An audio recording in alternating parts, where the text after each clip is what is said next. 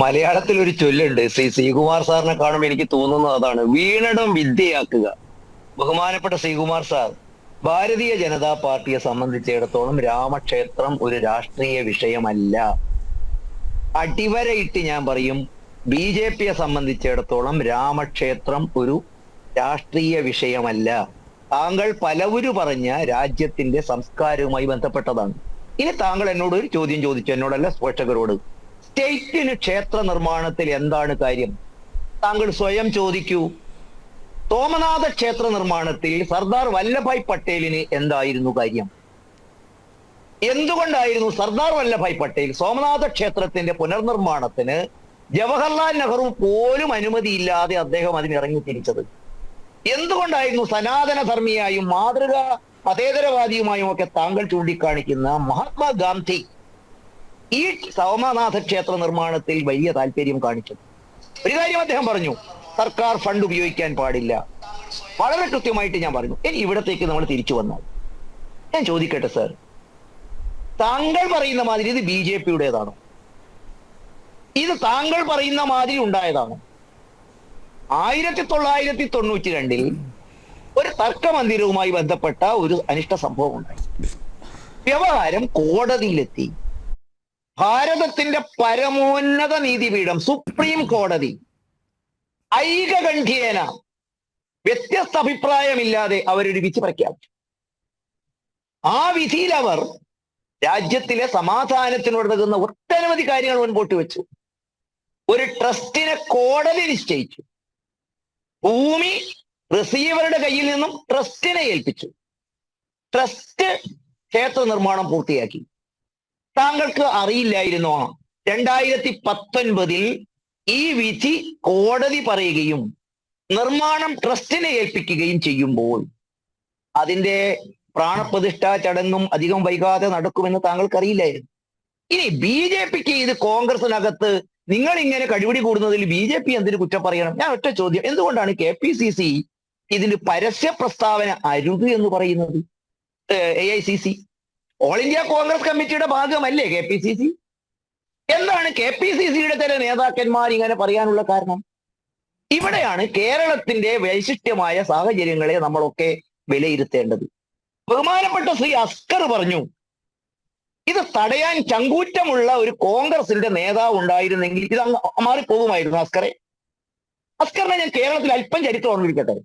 അങ്ങാടിപ്പുറത്ത് ഒരു തളിക്ഷേത്രം ഉണ്ടായിരുന്നു, അസ്കറിന് അറിയാമല്ലോ, മലപ്പുറം ജില്ലയിൽ. അതിന്റെ പുനരുദ്ധാരണമായി വന്നപ്പോൾ അസ്കറിന് അറിയാമല്ലോ ആരായിരുന്നു കേരളം എന്ന് ഭരിച്ചത് എന്ന്. അന്ന് ഇടതുപക്ഷത്തിന്റെ സഖാക്കന്മാര്, KSYF-കാരും ലിപിക്കുട്ടികളൊക്കെ അന്ന് മുദ്രാവാക്യങ്ങൾ അസ്കർ ഓർക്കുന്നുണ്ടാവും. ഒരുപക്ഷെ അസ്കറിന്റെ ചെവിയിൽ ഇപ്പോഴും അത് മുഴങ്ങുന്നുണ്ടാകും. ഈ കേളപ്പൻ എന്ന പഴയ കോൺഗ്രസ്സുകാരൻ, ശ്രീകുമാർ സാർ കൂടി ശ്രദ്ധിക്കണം, അതിന് മുന്നോട്ട് വന്നു. പട്ടി പാത്തിയ കല്ലുമ്മൽ ചന്ദനം പൂശിയ കേളപ്പ. ബാക്കി ഞാൻ പൂരിപ്പിക്കുന്നില്ല. അസ്കറെ അന്ന് നട്ടല്ലുണ്ടായിരുന്നില്ല EMS-ന്റേത്. അത് ഊരി വെച്ചിട്ടായിരുന്നു അദ്ദേഹം കേരളത്തിന്റെ മുഖ്യമന്ത്രിത്വത്തിലിരുന്നത്.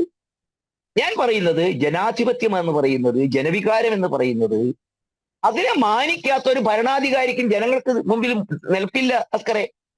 ഇവിടെ ഞാൻ കേരളത്തിൽ നിങ്ങൾക്ക് ഇപ്പൊ പറയാം. കാരണം എന്താ?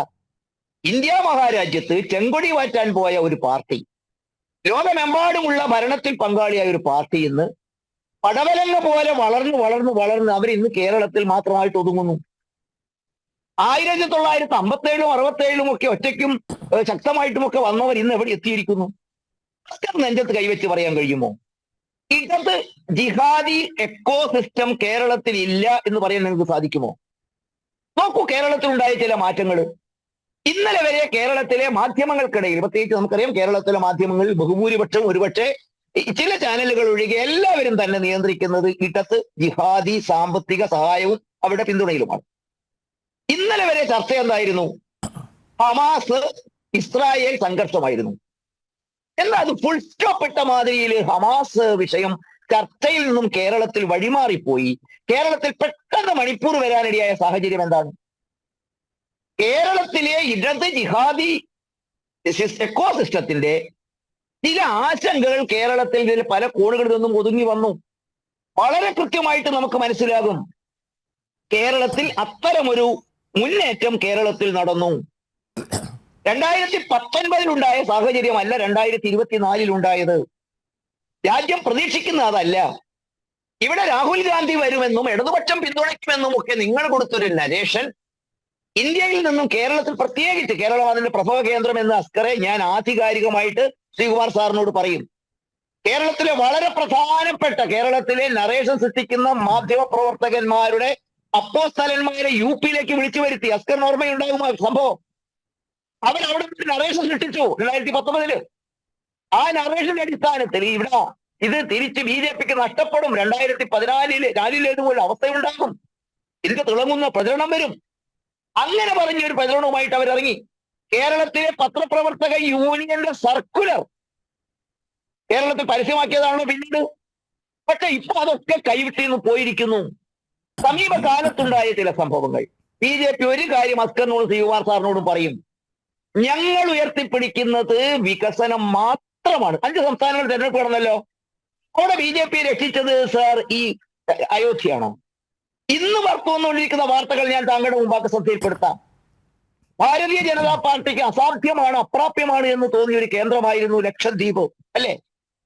ലക്ഷദ്വീപിലെ പർദ്ദയ്ക്കുള്ളിൽ വെച്ച് കാത്തു സൂക്ഷിക്കാനും അവിടെ വികസനം ഒരിക്കലും എത്തരുത് എന്നുള്ള പ്രതീക്ഷയിലായിരുന്നു കേരളത്തിൽ. നിങ്ങൾക്കറിയാം, അവിടെ ചില പ്രവർത്തനങ്ങൾ ഈ ഗവൺമെന്റ് തുടക്കമിട്ടപ്പോൾ ആ പ്രദേശത്ത് ഇവർ നടത്തിയിരിക്കുന്ന അനധികൃത മയക്കുമരുന്ന് ഇടപാടുകൾ, അനധികൃത മത്സ്യബന്ധനം, ഒരിക്കലും വികസനം വരാത്ത അവിടുത്തെ അവസ്ഥ.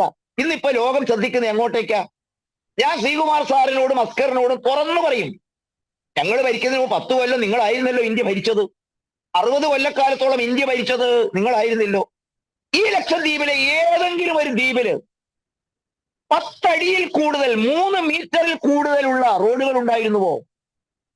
ഉപ്പ് തൊട്ട് കർപ്പൂരം വരെ കേരളത്തിലും അങ്ങ് കർണാടകയിലും ചെന്നിട്ട് വാങ്ങേണ്ട അവസ്ഥ ഉണ്ടായിരുന്നില്ലേ? വിദ്യുത് ശക്തി അവിടെ കിട്ടാക്കഞ്ഞി ആയിരുന്നില്ലേ? മത്സ്യബന്ധനത്തിൽ നിന്നുള്ള വരുമാനം മൂലം ഇക്കാലത്ത് ദരിദ്രരായ ഒരു സമൂഹമായിട്ട് അവർ മാറിയില്ലേ?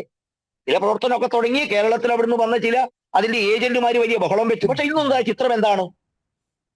ഇന്റർനാഷണൽ ടൂറിസം ഡെസ്റ്റിനി ആയിട്ട് ആ പ്രദേശം മാറുന്നു. മാലിദ്വീപ് കരയുന്നു. ഇന്ന് നമുക്കറിയാം, ടൂറിസം എന്ന് പറയുന്നത് അപകടകരമായ ഹിൽ ടോപ്പുകളിലോ ആ ഭയാനകമായ സാഹചര്യങ്ങളിലോ അല്ല ജനത ഇഷ്ടപ്പെടുന്നത്. ഇന്ന് അവർ ലോകത്തിന്റെ വലിയൊരു ഡെസ്റ്റിനി ആയിട്ട് ആ പ്രദേശം മാറുമ്പോൾ ആ സംസ്ഥാനത്തിന് ജനങ്ങളുടെ ജീവിതത്തിൽ വലിയ മാറ്റം വരും.